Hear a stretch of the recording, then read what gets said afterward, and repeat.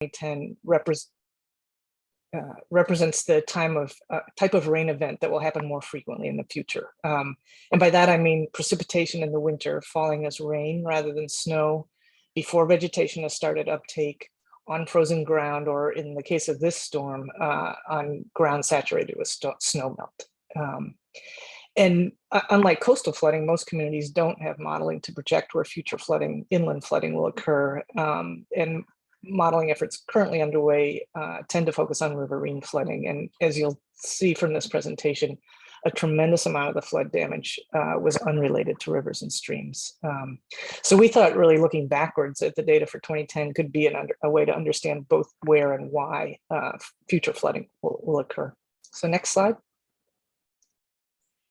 So this is the rainfall data from the National Weather Service from 2010. The little white line outlines the MAPC region, so you can see we were pretty well covered. The slide's a bit hard to read, but the Weather Service looked at exceedance probabilities for the 20-day storm.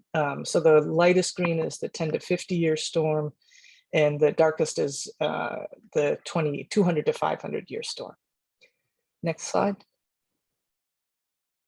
So this is what the claims look like for our region. This includes both flood insurance and disaster claims, although there were 20 times more disaster claims than flood insurance claims. And the claims generally mirror the rainfall intensity map. A critical feature of the federal disaster claims is that assistance was provided for people without flood insurance. So that means it's really a much richer data set than we could get from flood insurance claims alone, and includes people who didn't have a reason to think they were going to flood. Next slide. So the biggest takeaway from our analysis is that over 90% of the claims were outside the special flood hazard area. So even for flood insurance claims, almost 40% were outside the FHA. So, you know, in my experience, generally communities and individuals really rely on the FEMA flood maps to identify where they should be concerned about flooding. But I think this suggests, and we did find that both residents and officials really aren't warned or prepared for the widespread potential for flooding. It also means that flood damage locations aren't covered by building code requirements for flood protection. And as part of the hazard mitigation planning MAPC does with cities and towns, we work with really knowledgeable public works and other town staff to identify local flooding locations. And even with that, we found really for the most part, their knowledge didn't capture the claims locations, even in places where they were really highly concentrated. And I think what we found is municipal staff will tend to be aware of river flooding and road flooding locations. But through our work with a couple of communities where we looked at the data more intensively, we really are learning that a tremendous amount of what residents experienced was basement flooding caused by seepage, not overland flooding, or in some cases, very localized road runoff to their properties. Next slide. So one of the things we wanted to understand is why the FEMA maps weren't capturing the flood locations. And one reason, and I think probably the good news is that relatively fewer structures are actually located in the flood zones. They perhaps do their job in that sense. And I'll show an example of that with work we did in Woburn. But I think other reasons have more to do with the FEMA maps themselves. So they map flooding associated with waterways, rivers, larger streams, ponds, and they don't capture all the waterways because they don't customarily map drainage areas of less than 1 square mile. And as this crowd would know, inland flooding just has many other causes. So that includes impervious surfaces, inadequate or failing stormwater infrastructure. Also, I think a variety of topographic and soils conditions, as well as high groundwater. So analysis we did for the town of Wayland did show that there was higher than townwide average rate of flooding in properties in the 1% and the 0.2% flood zones, but also higher rates for properties within 100 feet of map wetlands, within 200 feet of surface water, over shallow bedrock, within surface depression. So quite a range. Next slide.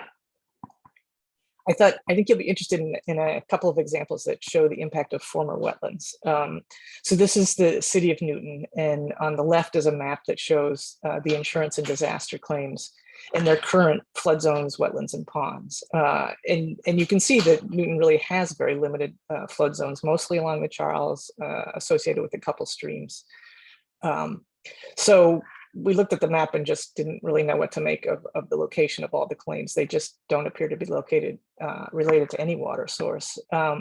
So things were illuminated a bit for us when we looked at the map on the right. And so this is a map from 1892 described as depicting areas requiring drainage. So essentially they're wetlands areas. And there's really quite a remarkable correlation with the former wetlands that have been filled or buried. So just a reminder that the wetlands don't really go away. Next slide. And similar, this is a neighborhood in Mattapan in Boston. And on the left, you can see there's a 1893 map that has a stream and a wetland area that isn't developed. And then on the right today, you can see that it's been developed and that there were really extensive flood claims in the area. So the red shows the remaining mapped wetlands areas. And although I drew that little stream in again, it's not there today, it's just traced in. So again, you can just really see the impact of areas that have been developed where conditions were wet. Next slide. So we just completed a project with the city of Woburn. We interviewed over 40 residents and analyzed their flood claim locations. And from residents, we learned that almost all suffered basement flooding for which they were really unprepared the first time it happened. And most of them really haven't been able to completely resolve flooding issues. They rely primarily on sump pumps to protect their properties. And they worry a lot about whether they're going to work, whether the power is going to go out, whether they need to stay home when it's raining. So they really talked quite poignantly about the amount of stress they experience and the amount of cost it has, the financial impacts that it's had. And again, in Woburn, we found claims were somewhat more likely to occur in the 0.2% flood zone and in proximity to wetlands and waterways. But the influence really wasn't strong, and it didn't capture the vast majority of the claims. So we also we looked at slope, poorly and well-drained soils, shallow bedrock, and none of those things yielded any higher rates of claims. It was interesting in a number of our interviews, people told us that they thought their flooding had started when development had taken place in nearby locations. So you can see that from the map that the claims occur all over the city in the residential areas. And this actually includes the 2010 claims, the calls for pump outs to the fire department in 2010, known sump pump locations, and also interviewee locations. And I should say that although our initial focus was on the 2010 flooding, that's who we thought we'd be talking to. We did the interviews last summer when it was quite rainy, and but nothing like 2010 rains. And many of our interviewees were experiencing basement flooding then, and we're talking about much more recent experiences. So it doesn't take the kind of storm that happened in 2010 to be causing flooding. Next slide. So we're still analyzing the data, and we will produce a report that looks at patterns all across our region. But we're also thinking about what kinds of policies and strategies are going to be needed to address stormwater flooding. In Woburn, we proposed adoption of a stormwater utility with incentives for residential LID strategies, expanding their stormwater regulations to have much more coverage and applicability in the residential areas. We put together public outreach and education on just identifying how widespread flooding is, but also retrofit ideas and good practices, and also recommended that they look to establish a retrofit fund for low-income residents. So a big issue is that access to the data is restricted by federal privacy requirements. It took us 2 years to get access to the data, and we would not have ever succeeded except without that we got help from MEMA staff and DCR staff. We can't reveal the addresses even to the municipal officials we're working with. We have to be very careful to do mapping at a scale that won't reveal any individual locations. And I think this raises a number of issues. It certainly privileges the rights of current homeowners over buyers who ought to be able to learn if a property is flooded. On a municipal level, the data privacy means local officials don't get access to important information about flood risk, and they don't have data that might help them with benefit cost justifications for FEMA grants. So that's a big issue out there for us. Another thing we're thinking about, given the widespread nature of basement flooding, I think a lot of costly damage could be avoided if the building code required elevating utilities at least a few feet in the basement, or preferably above the first floor. I think for those of us doing this work, it's important at both the state and local levels to publicize the degree to which the floodplain mapping doesn't capture stormwater flooding. And while the federal data, as I say, is really quite severely restricted, communities can track their emergency flooding calls and develop their own maps. We learned that fire department code their calls by water calls. There's probably data already available. And again, at the local level, building departments, emergency management departments can and should be publicizing locations and assisting folks with property protection. Again, I think local or state assistance programs could include retrofit advice and also financial support. And also at the state and local level, I think many of our already existing policy options that a lot of us promote all the time would be helpful, including stronger stormwater regulations, LID requirements, expanding wetlands jurisdictions. Next slide. I guess maybe I'll just go ahead and do the next project briefly and then take questions at the end if that works. I'm not seeing the chat, but if you want me to stop for questions there, I'm happy to do that. I think you're good to keep going. Okay, all right. So this is the second project I thought I'd just talk about briefly, and it's a relatively new resource, MAPC, recently released. And we developed it because we, as an agency, we really want to be encouraging adoption of climate resilient regulations. So we just started a project to collect examples from around our region, and the vast majority weren't frankly designed with climate in mind, but we still found really a lot of great strategies to share. And that's because for the most part, climate change is exacerbating problems cities and towns have faced for years. So they have experience thinking about strategies for flooding, for drought, for heat. The website focuses primarily, but not quite exclusively, on MAPC communities. And we didn't limit ourselves to one best example, but really wanted to gather as many examples as we could and show the range of strategies. I think our thinking about this is that it would address a couple of what we see as the key barriers to adopting new regulation. And one is simply for local staff having the time to research and write language. So the idea is to put it here so people don't have to reinvent the wheel. The other is really to reassure elected officials, town managers, residents, that the language is reasonable and workable. I certainly, in my experience, the first question you get asked is, well, who else has done this already?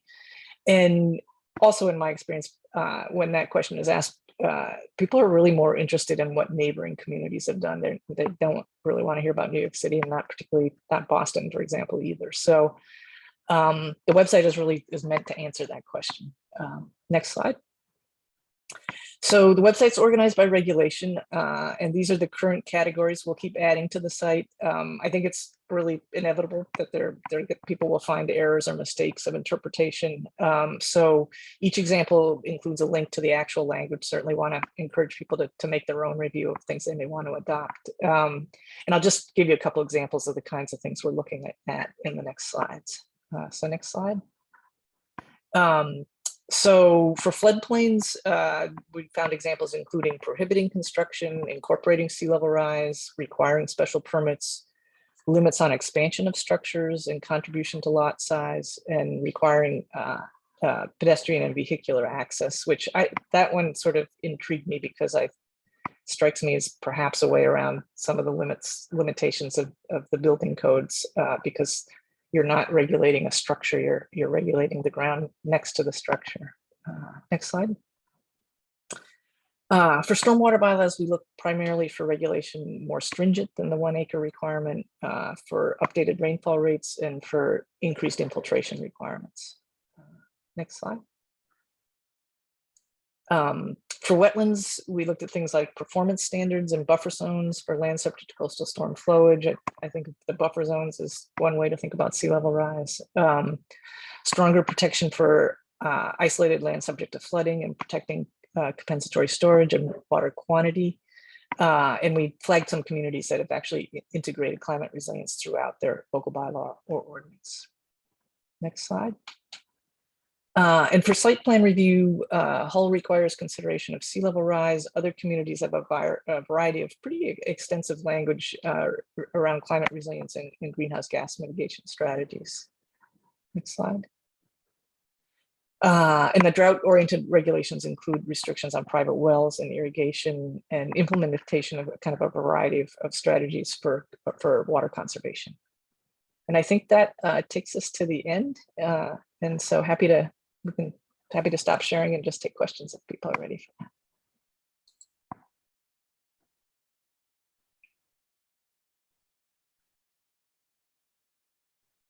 Thanks, Anne. That was a lot of great information. So that second kind of suite of options you went through, is this can you share again the link for us? Is that shareable? Are we able to access that? I thought that the link here would be, I will, as we're talking, I'll try and put it in the chat. Okay, if not, we can also share that afterwards. Yeah, sorry about that. Definitely interested in checking out those kind of case studies. Okay, so I'm going to change the security settings to allow people to unmute, but with Shannon leading by example, I'm going to encourage you to raise your hand, and then we will call on you to retain some order. And also, if you have any questions that you want to put in the chat, we can read them out loud. So you don't have to say them out loud if you don't want to. Shannon, do you want to go ahead? Absolutely. Thanks, Noah. And thanks, Anne. That was really informative. I'd seen some of the data around the 2010 floods before, but my goodness, 93% of those claims are from outside the SFHA. I think the $1 million question here is, how did you get the data and how difficult was it to get that data? I'm sorry that Joy's not here today because she was one of my champions. There are federal privacy requirements, and for folks interested, I can share that language. And I think Mary Beth's on today. She's been very helpful at MEMA, and prior to her, Thad was extremely helpful. But basically, there's pretty tight restrictions on what you can use it for, mostly around hazard mitigation planning. We needed to sign a fairly extensive agreement about data protection. One thing to know is that each revelation of a location potentially comes with a $5,000 fine. So we take it very seriously if we would have anyway, but it's costly. So if anybody wants to try to work through that process, it did work, and hopefully our efforts would save folks time. I do think, and maybe actually, now that I'm saying this, I think Circa, our RPA to the south, following our example, was able to get access to the data, but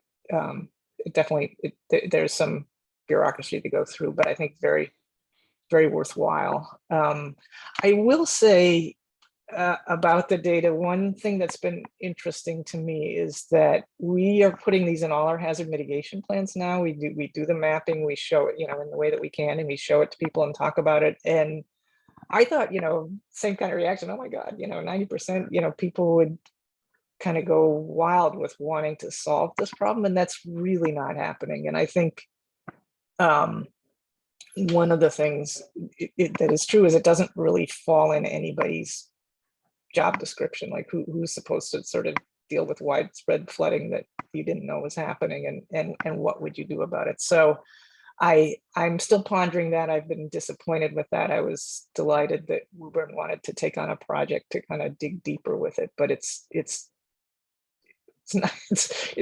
hasn't been taken up quite in the way that I thought it might be. So.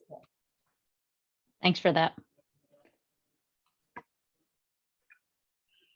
Oh, and we have a question from Rosalie in the chat. Given the correlation between historic wetlands and flooded basements, will there be recommendations for a standardized approach for towns to consider identifying these types of areas and implementing additional land use controls? Yeah, I think it's something we're thinking about. I mean, town by town, people could do it. We've wanted to do it sort of it would be quite an undertaking on a larger scale, and finding, accurate maps that capture it. I think there's a lot of challenge in that, and probably not all areas would be captured. You kind of have to be lucky sort of searching through those USGS maps. But yeah, I do think that it would be an interesting one to think about, whether a commission, for example, I'm sort of thinking as you've asked the question, Rosalie, it's leading, perhaps it'd be great if a conservation commission wanted to think about regulating former wetlands in some ways. That would be an interesting project. Particularly if you could show that, as somebody pointed out, I was talking to DEP staff yesterday, that there's certain to be high groundwater there. The hydrology won't have changed that much if it's a former wetlands.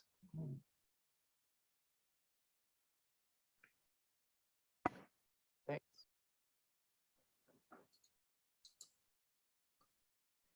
Also happy to hear anybody's thoughts about other policy or strategy ideas, or how you might use this data.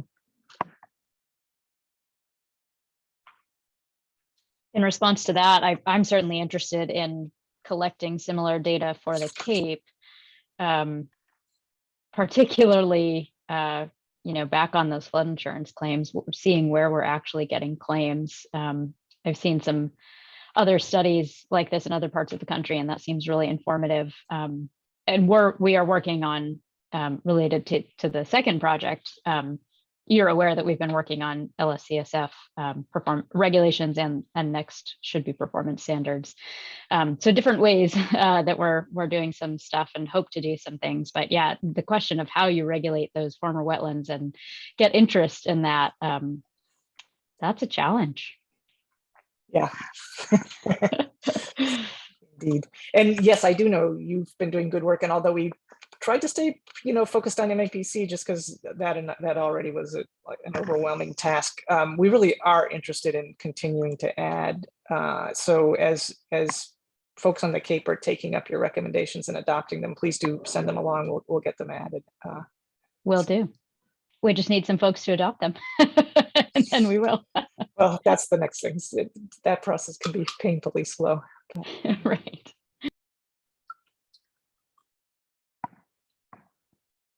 Well, thank you very much, Anne.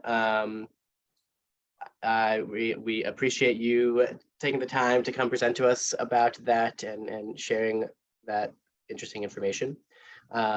Actually, on that topic, or on what I'm about to say, I'm going to stop recording, but we